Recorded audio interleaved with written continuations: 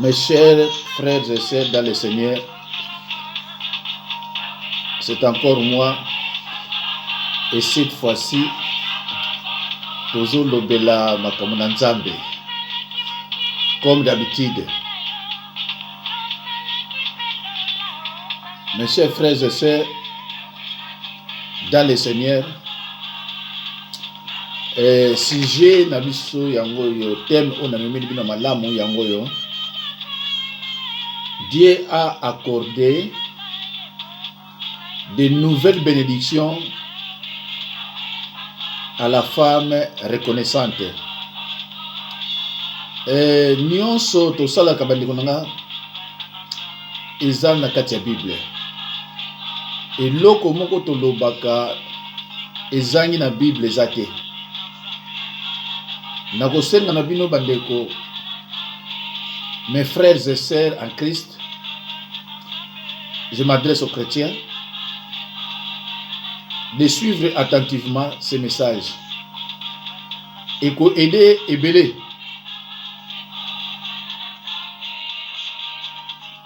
et ko changer bino na ebele. Alo bandeko, nazane sengo ya makasi ya komona mwana mwasi aza reconnaissante. Dernièrement na teyaka na lobelaka basi mibale oyo bino bolandanga boyebi bango. Il s'agissait de Annie Kabote na Hortense Nyanya. Oyo bazangaki reconnaissance. Na lobaki peut-être ba mususu e blessé bango ba muke. Na lobaki ke mitema ya bana basi mibale bomoni 90% ya basi bazana mitema oyo basi wana balakisaki. Bible lozolo na biso photo témoignaka oyo nzambe asali na kati na yo. Yango na des important. Tango ba délivrer yo te ou bien échec, sala témoignage. Tango nzambe asali quelque chose pour na yo à travers mon sala nzambe, zala reconnaissant, ya ko sala témoignage et ya ko kumisa, ya ko yokisa Satan soni. Mais yo sikoyo ozale ki délivrer au sepeli. Olobi soki na ye ko sala témoignage ya malamu na kombo na ye, ba mosusu pe ba ko sala délivrance. Mais or ke ngana za pona bato ba soka délivrance te. Il faut na kende koloba makamu mosusu tona saliri ye. Eza chance te. Alors bande ko nazali surpris pa ya femme oyo nazo loba bino lelo. Nazali surpris à tout moment. Ba parole na ye ezo zongi sanga lisusu pona zala ndenge nazalaki koyamba batu nyonso ezala basi mibali nazala na ba arrière pensée te. Mama oyo nase na lobela ye.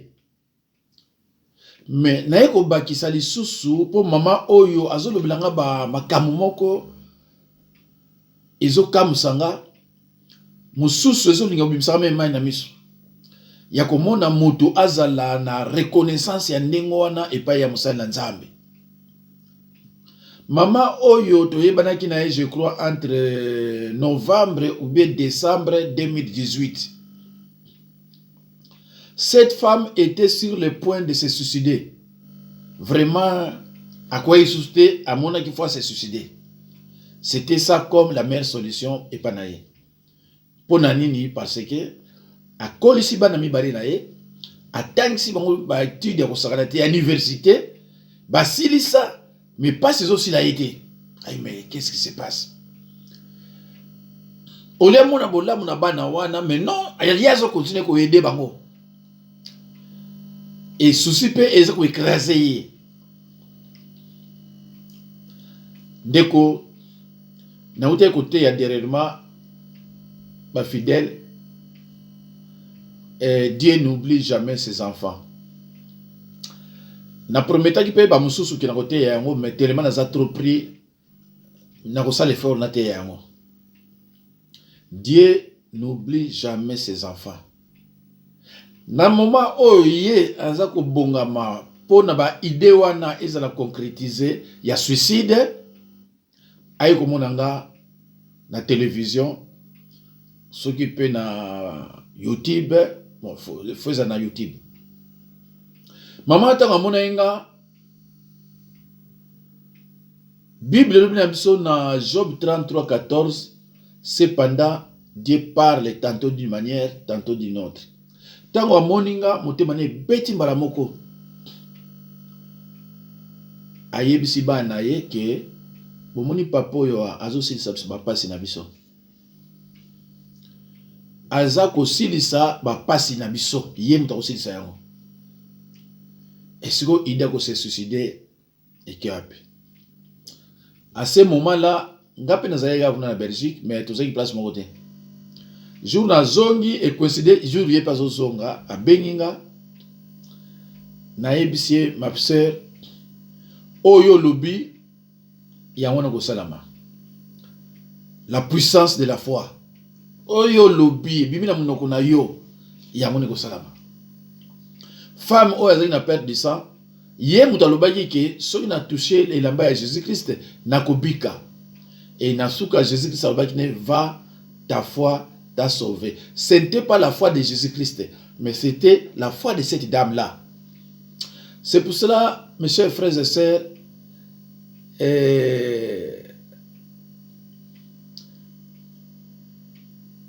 faut kebaka na kobimisaka maloba mabe na munoko na yo. Bible luna biso, la vie et la mort sont au pouvoir de la langue. Munoko na yo ekobikisa yo, mais munoko na yo sozo bimana ndenga mabe pe kobebisa yo. Alors mama oyo asala nyonso ayebi ndako na ngai te, mais ayebi ke porte na ngai ezali awa po amataka te. Mais nga na kena na ndako na ye abengisanga kuna abi papa ya ko prier awa. Ngai pona ya bino ya ko prier awa. Na kendaka pe na prier. Mama aiko bosa na nyonso oyo ye amonaka comme ba souffrance. Poto banda musala na yebiseke mama, ce n'est pas la peine yo se déplacer. Okoza na ndako na yo ngala za nga awa, kaka za na bible papier feuille na kitambala esi na bilo nga singa yango. Ce n'est pas la peine ki ngana ya. Alors natunaki mama ozwa délivrance abi papa na lembi na tambo na passer rebelle. Nga bitangi nga ndambu oyo mona bango. Abandi ko tangi nga. Ba ona yeba ite na beti na ordinateur. Na compte internet na tali bango na landi ba mateya. Na yebise mama. Nano kutala musala nzambe te. Oh na mona ki prophète ngabi. Bande ko bino zolanda nga. Faut yeba ke 97% ya bato boyo ka ba prophète, prophétesse bazala kati ya bosolo ya nzambe te. Na banzi bomona ka ba révélation na bango ezekokisa makate. Ezala toujours sur likambo yé et bendo salama ba prophète ba ndiko bima. La plupart des prophétesses na ba prophète bazala nzambe te. Et cause à 99%. Parce que onga na yebi bango nyoso bazala nzela satana. On a yebi. Peut-être 2 ou 3 on a yebi te ba cause la bien mais. Alors na yebise mama na batu wana oyo tangilinga musala nzambe alete yango nezo continuer ko souffrir. Siko nzambe salisi yo amoni yo lingo komisala mabe atindi yo siko pa musala nzambe. Siko nde ma sœur okuta musala nzambe. Okomona ba fruit na yango. Garde ta foi, ma sœur. La foi est un mot de la famille de croire, faire confiance et espérer. Mes chers frères, je sais dans le Seigneur, la Bible dit dans Psaume 37:5, recommande ton sort à l'Éternel, mets en lui ta confiance et il agira. Si vous faites la Bible, dans le psaume 37, 5, dans le psaume 55, 32, psaume 42, 10 à 11, psaume 37, 5, psaume 55, 32, psaume 42, 10 à 11. Rejette ta charge sur l'Éternel et il te soulagera. Il ne permettra jamais que les justes tombent. Mes chers frères et sœurs, tous autant dans Colossiens 3, 17. Et quoi que vous fassiez en parole ou en œuvre, faites tout au nom de Dieu. Et quoi que vous fassiez en parole ou en œuvre, faites au nom du Seigneur Jésus-Christ, rendant par lui des actions de grâce à Dieu le Père. 1 Corinthiens 10, 31, Colossiens 3, 23, 2 Corinthiens 31, 20 à 20. Alors, bande konanga, mama wana ekozwa kimia, bana bazu misala, ye moko aza bien, azakasu na société, ikamusi ye. Aye kozwa kimia, tokuta na ye na décembre 2018, aye kozwa kimia, na ba fin décembre, kimia se koti. Tango tozo kota ba janvier, na 2019, ba février, bana basu bazu misala, ba komi bien. Na si maman, soko sali confession, suivi d'une repentance sincère. Biloko eza na kati ya nzoto na yo, yango te salo boy. Il faut to bimisa ko to benga nango. Tango to benga nango banzela so kufongama. Tango elongwe pa na yo, o ekenda pa bana kufongola. Maman akamwaka, comment ça se fait qu'à tamboli ba place ebele, rien. Alors, qu'est-ce qui s'est passé bandekonanga? Maman akoma bien, akoma à l'aise. Donc, azakasu na société. Problème même eza ndenge nini pour na ya amuna opamba. Alors, bomonaki baluba bazwaki mwasi moko boye soka bala kasaye ba bengani na basi ebele bango nyonso groupe bandoki babandi ko salir nga. Tango babandi ko salir nga ipanzani partout. Famille ya mama oyo babanda ko salima be babimeli yo la dite pasteur oza mabeti pasteur oza mabe azaboye nzoka nde mama ngo la sœur oyo la femme reconnaissante na zoloba assez avandisa liloba na kati ya motema na ye. Parce que epananga soko ye okovandisa pesa liloba avandisa pesa liloba repana ye. Tango bazoloba na ende wana namona kaka mwana ya mwasi na sœur asone papa ngai mama tinile biloko ebele tofai na mwana tosololi mwana ningo kenda mama loba ina pesa enveloppe oyo. Ah bon? Merci que de ma fille. Moi, il y a 27 ans. Alors, maman, ça c'est ça que le bananga lui papa, même na koufi, bananga, bakozala toujours reconnaissant pa na yo, bakobosa na yo te. Abiso na koufi avant, bananga, bakozala toujours reconnaissant. Et ça, parole moko, ils ont comme ça, parce que na yo ka pas mutute. Oh, na zo banyo le bilan encore sur une semaine encore. Lobi nazongi retard.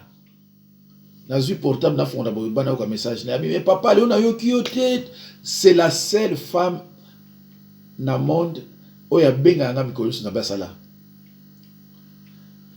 Donc elekela kaye ki ye akomaki na ba idée ko se suicider.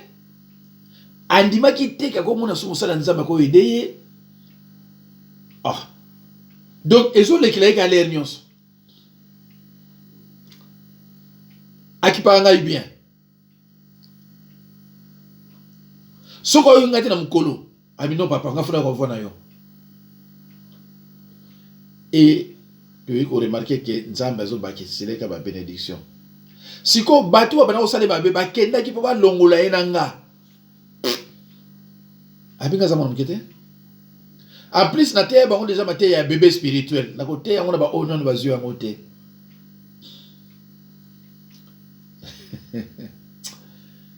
Nzambe na ngai. Bandeko. Na sali musalo yo ça fait longtemps. Mais pour na mona mutu a reconnaître ngai boye. Atoka so na fane zo lekilanga moko. Et sur les mutu ya ko le baké même si on a kufi avant yo bananga faut batika ko reconnaître yo.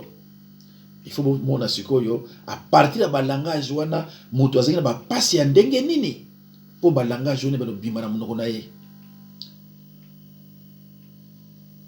Bandeko. Alors, bozo wa Bible pa iboza na bandako na bino.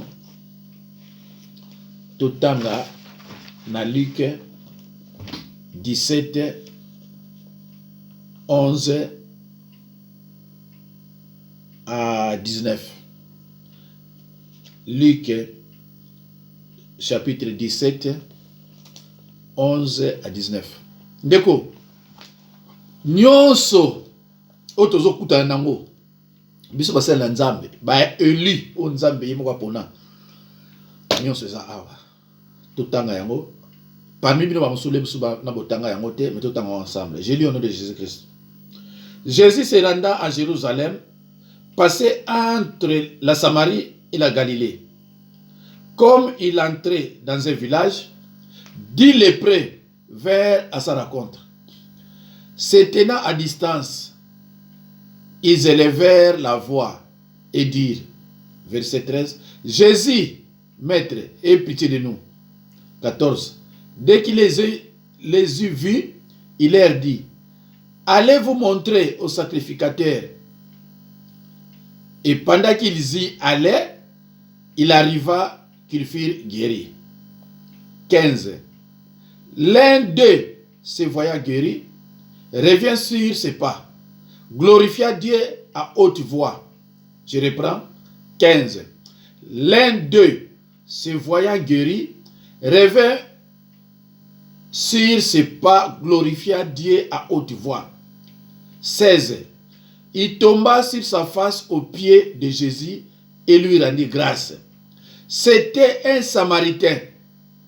17. Jésus prenant la parole dit, les 10 n'ont-ils pas été guéris? Et les 9 autres, où sont-ils? Ne s'est-il trouvé que cet étranger pour revenir et donner gloire à Dieu? Puis il lui dit, lève-toi, 19, va, ta foi t'a sauvé. Jésus a bikisi 10. 9 nyonso ba ingrat, irreconnaissance. C'est la Bible, hein? Donc, biso basala nzambe, toka mwakate, tangu na sali musala ya batu ebele, nzambe pamboli. Mi baleka misatu bakoza la reconnaissance, ba mususu ba biki me bakoza la ba faux témoignage. Pona nini, po ba ninga pe ba bikate, mais bango ba biki. C'est triste ba ndeko ngai. Dans la Bible, Jésus-Christ a pamboli 10. 9 tout ba ingrat. Moko kaka yalbi o. Mais bino bo biki boza 10, mais ba mususu baza wapi? Nzambe, musala biso za passer. Musala biso za pasi ndeko ngai. Na biloko nazo tangisa bino ba oyo balinga liloba, ba oyo ba yebi liloba. Bazo comprendre sikoyo makambo nga kutana kinango. Yango na loba na bino ke ngana ko gagner parce que awa lilobeza ya ko fanda. Ngana ko gagner groupe wana nyonso parce que liloba eza ya ko fanda. Amwe ko yeba liloba te. Mutu soka se préparer pour aya ko salir mais akoya na biloko ya solo solo hein. Mais alukuta abiso na lobi bo pa pa kondima oso na lobi bo bo pa kokima oso na lobi bo bo pa kokima ba mosusu bazo kufa ezana ba charge ya bato wana ba ndeko na ngai bon mona oyo koyela bango ngana zana ngana fandi mais ba mosusu baza ba pasi bazaki ba bébé spirituel tamba yoki ba kimi mosusu akufi mosusu aza sous grave to solo mikro ya.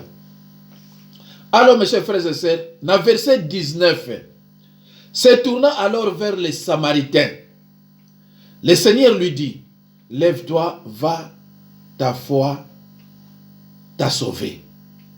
Seuls les 10% qui montrent de la reconnaissance héritent de véritables richesses de Christ.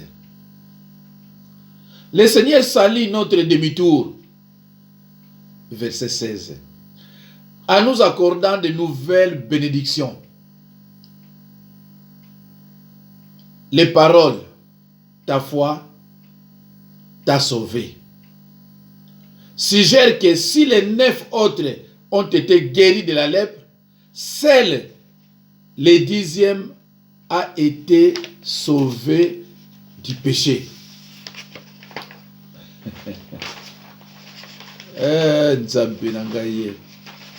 Kaka moko wana nde mutaki sauvé. Mes chers frères et sœurs, alors qu'est-ce qu'on attend par reconnaissance? La reconnaissance c'est quoi? Selon le dictionnaire, la reconnaissance est le sentiment de gratitude envers quelqu'un.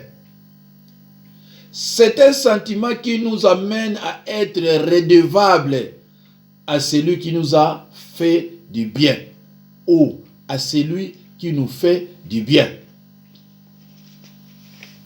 Mes chers frères et sœurs dans le Seigneur, bomoni nazako bonde la toujours na mama wana aza comparable na Samaritain oyo. Pourquoi balobiye Samaritain?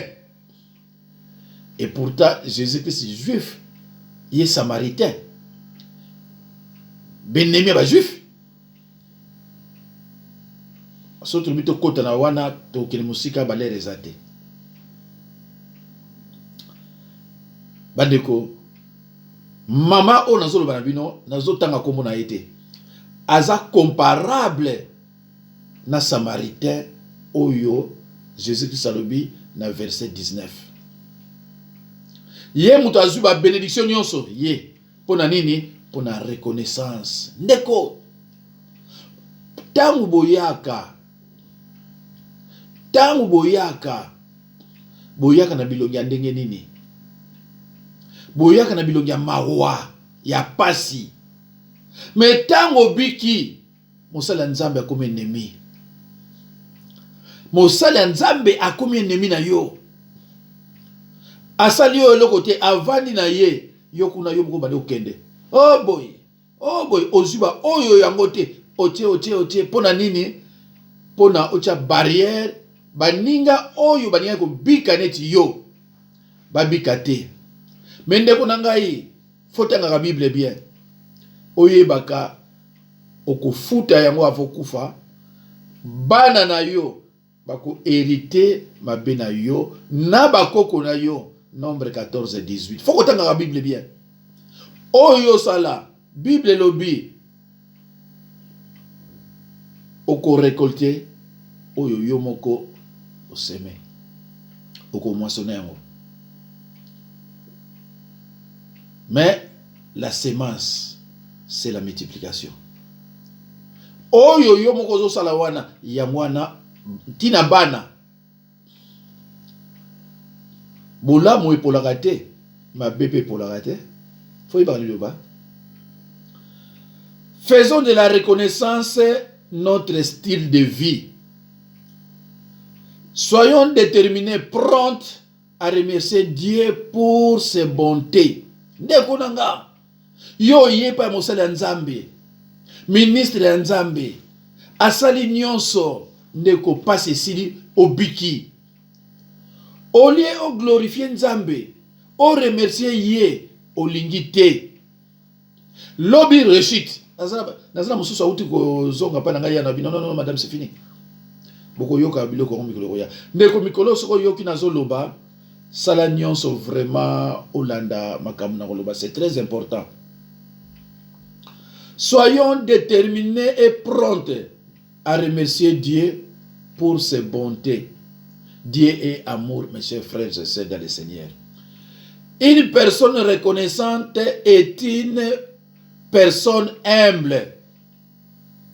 Une personne remplie d'humilité reçoit facilement la grâce de Dieu.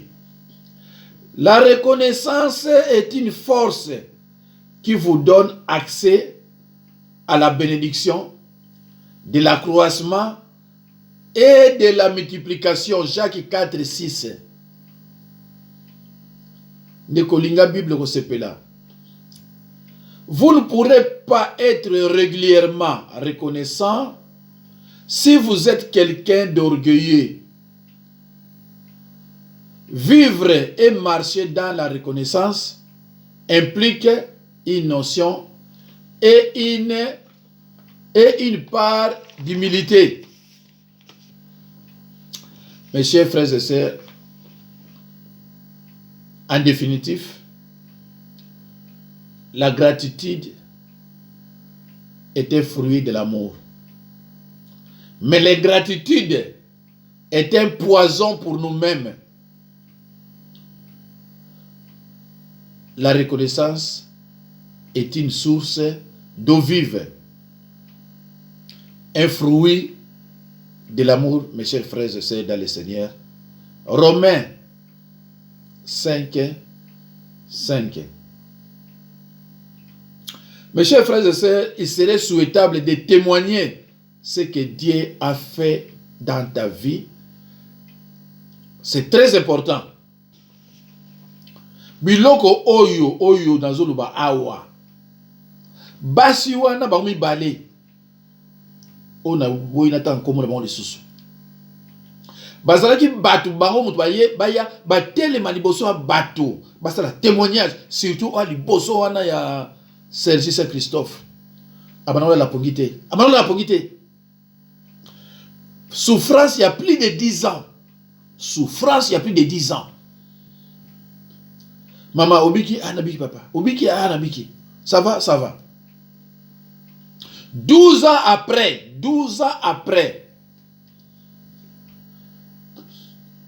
avec ça la faux témoignage pour à défendre les satanistes. Vous vous rendez compte? Olia lobake, bande kunanga, na mona pasi oyo, na mona te. Bande kuna sala 10 ans. Na mona ka bapasi na bapasi mais tango papa Jacques ayaki na biki na koma bien nzamba zolokumu alobi soki nga na lobi ndengo wana eza na bato mosusu bazapi na bapasi bakinde ko bika et que pasteur wana akoyeba na mokili mobimba eza ba wende ko obika to bikate ole oya kolobaki na bikate ou alors na bika te ozuango bomi ona sima mkongo oyo lo bamaka mususu et sikoyo est-ce que ça na kimia ana kimia te so bolandi voix na itango bana ko loba ozo sentir que azanga kimia muto ana kimia azanga de wana te. Voilà mba de kolanga. Alors bino, ne soyez pas comme des enfants flottants et emportés dans tout vent de doctrine. Botanga na Ephésiens 4:14 baza ko prévenir bino. Baba na kumemaka yo ndenge mupepe memaka boato.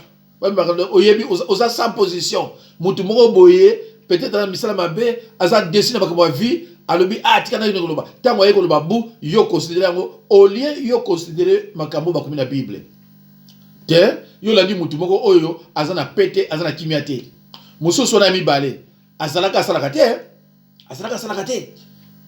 Tango yepananga même pas un mois azule musala. Makambo nyeso mabe sili.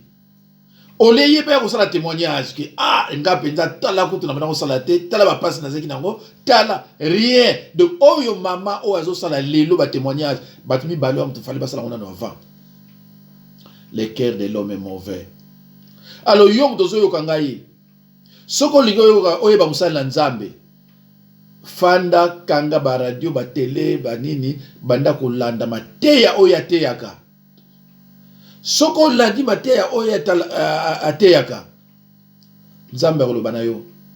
Et puis tala so bazo bundisa ye vrai mosala nzambe omona mateya neza kitoko ya liboso ngona yami bale bazo bundisa ye bomonde baloba na Jésus botanga na Marc 3 22 à 23 20 à 23 okoyo akuna bazo bani bazo traiter Jésus ndoki que azako chasser ba démon na Belzéboul. Voilà pour nini parce que azako délivrer bato azako bika il faut na combattre na ndia osakanate ba sataniste na YouTube bandoki parce que belé est-ce bazo combattre bango Satan peut-il chasser Satan? Voilà réponse ngona. Jésus a pensé à est-ce que Satan peut-il chasser Satan? Jamais. Alors yo siko zo landa batu moko o bazo servir Satan. Est-ce que yo ningo vanyo oko ya kosala témoignage ba musu ba sambwe pourquoi? Soko ningo sambwa te ko yaka na YouTube te ko sala koloba. Na batu ba yivi na yo te ba ko yeba. Alors bandeko je crois na lina tikabino nzambe apambola bino mama oyo wana nzambe apambola ye na tchaka ye na ba prière nyonso bobo sanate bozo ba Bible na bino botanga na Esaïe 25 1 à 12 boko mona reconnaissance musukuna Esaïe 25 1 à 12 soki botani yango ndeko boko sepela na kombo na Yesu. Au revoir bandeko nanga nzambe apambola bino soki lelo bomoni mateya ya mosusu te lobi bokomona mateya ya mosusu c'est sûr. Merci beaucoup.